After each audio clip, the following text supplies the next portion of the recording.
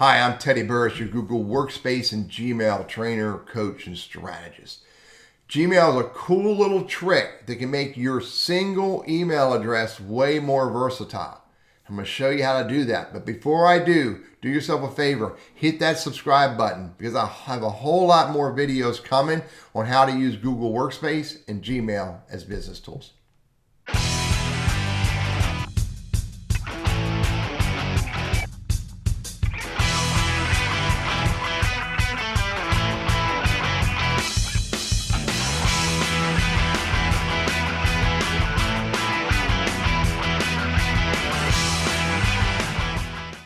So your email address, in this context, you can see right here, my email address is right here, hover over the L. It's burrissconsulting@gmail.com. That is my primary email address for this account.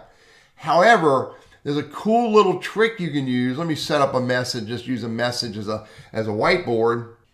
I'm using the message as a whiteboard. That's my primary email address for this account. By the way, it doesn't make any difference uppercase or lowercase. I mean, I can put it in with a capital C, lowercase c. It doesn't make any difference. It's going to come to the same place. It's a case irrelevant or whatever. However, this is a cool trick. I can do this. I can add plus and anything in front of the @ symbol, but after the first part of the email address, and it makes it a different email address. It'll still show up in the same email account, in this case burrissconsulting@gmail.com, but I'll see the +S. Let me give you another example. I can do this one. You can do another one.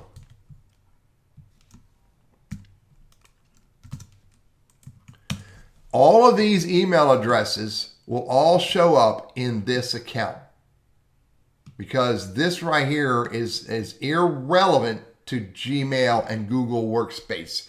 All they're looking for is this, and they're looking for this. Any character with the plus is excluded in the context of being delivered again to this email address. Now, why is this important? Let me show you the value. I've created some examples. I did one with, +S. Maybe this is for all my subscriptions. And look over here, by the way, as I navigate, it's this little arrows right here. I'm going to go to another message. I did one with a +B. You can see it's being delivered to BurrissConsulting+b at Gmail. Now, how can you use this? Here's an example. You can use this for two things. Number one, you can use it to track where emails come from. Where do they originate? So if you put it on your website, you could do a burrissconsulting+w, and anybody who clicks on the email address with the +w on my website, I'll know it came from my website. Sort of a grassroots analytics to track where that email message came from. I could also use, if I want to, I can put it on my social media. So I know that they clicked on the email address in my LinkedIn, my Facebook, my Twitter, my Instagram, wherever those, my Quora, all those different places on social media where they find the email address. So that's one way, is for grassroots analytics to measure where these email addresses come from. But here's a better way, even better. I could create a filter that filters all the email messages that come in with a +S, B, or SM, or P, and I can filter these so that they automatically go into a label and do not land in my inbox. Let me give you an example. I'm going to take all these +S and I'm going to create a filter. And I'm going to say all the email messages that come in to BurrissConsulting+S at gmail.com. That's what I'm going to look for. And I can create a filter and say, okay, skip the inbox and apply the label subscriptions. And I can create that and save it. Now, any new email message that comes in, I'm going to mark these all as red. Any new email message that comes in with the +S will automatically go to the subscriptions label that I did. Let me go create one. I'm over here in my primary business account, and I'm sending an email to BurrissConsulting+S, and I'm going to hit send.